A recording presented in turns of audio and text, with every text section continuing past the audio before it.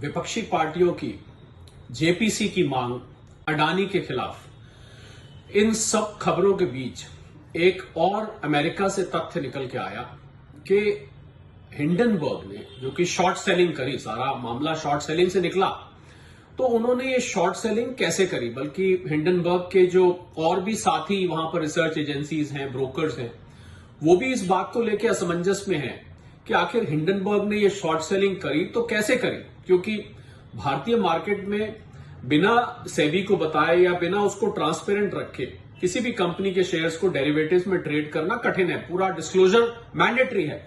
तो ऐसे में हिंडनबर्ग ने ये सेलिंग कैसे करी, पहला सवाल।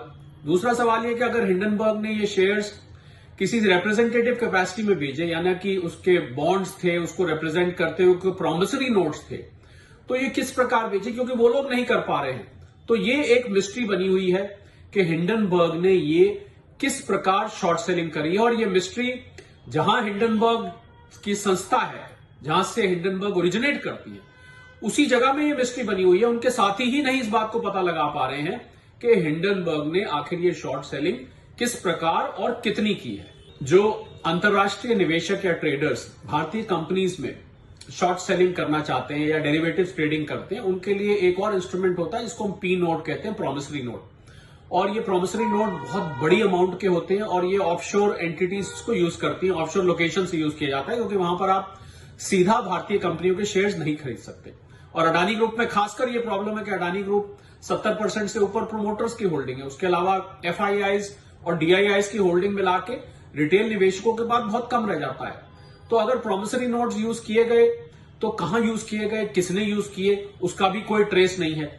तो इस वजह से हिंडनबर्ग का, मुझे लगता है कि हिंडनबर्ग हिडनबर्ग बन गया है।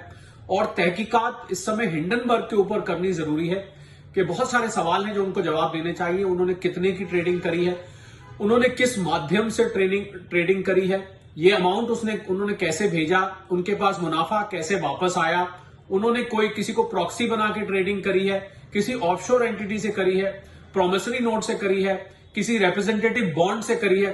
मुझे लग रहा है हिंडनबर्ग को यह स्पष्टीकरण देना चाहिए और अडानी ग्रुप को भी इसकी पूरी तहकीकात करनी चाहिए और भारत सरकार को भी इसकी तहकीकात करनी चाहिए कि कैसे कोई विदेशी कंपनी इस प्रकार काम कर रही है।